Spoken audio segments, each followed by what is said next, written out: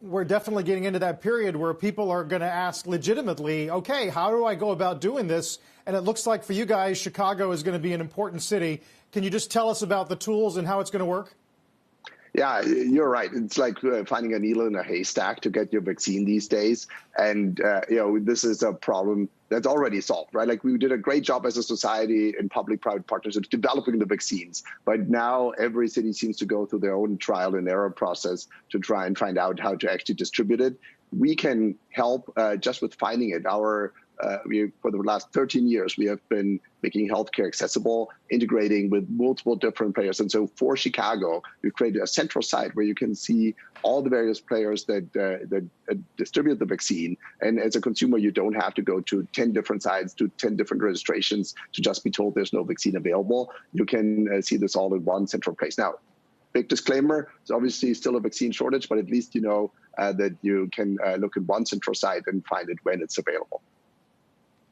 Right. Well, speaking of shortages, we've been hearing a lot from federal officials and people in the private sector about the promise, I guess you could argue, of the month of March, more likely the promise of the month of April. I assume you've tried to game that out. Is that when you see a real flip in the supply-demand equation?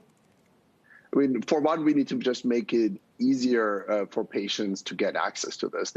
It's not effective if we put a huge hurdle because you have to spend hours either on various websites or with call centers to try to get access to this vaccine. This is surprisingly hard, but on Zocdoc, we can sort of help you book a vaccine within a minute. And so we need to make sure that we don't overburden patients to do this. I think there is obviously pent-up demand right now, but what will happen very soon, if you look a couple months out, as you just did, is that we will run into a population that's more vaccine reluctant, and we need to take out hurdles to do that. We can help with that. That's our core business, and we do that for free with the city of Chicago, and are stand ready to do this with any other city or provider that's in the process of distributing the vaccines.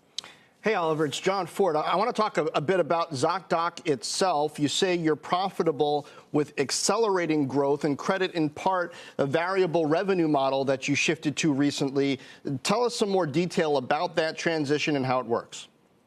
Yeah, that was a momentous transition for us. We started out over a decade ago as a subscription service where every doctor paid the same price, but it just created a hurdle for doctors to come on. We have since changed this model to one where doctors can join for free and then just pay a fee for every time a new patient books with them. Our ingoing assumption was that lowering the threshold would get more doctors to sign up, increasing access and choice for Americans, and that's exactly what happened.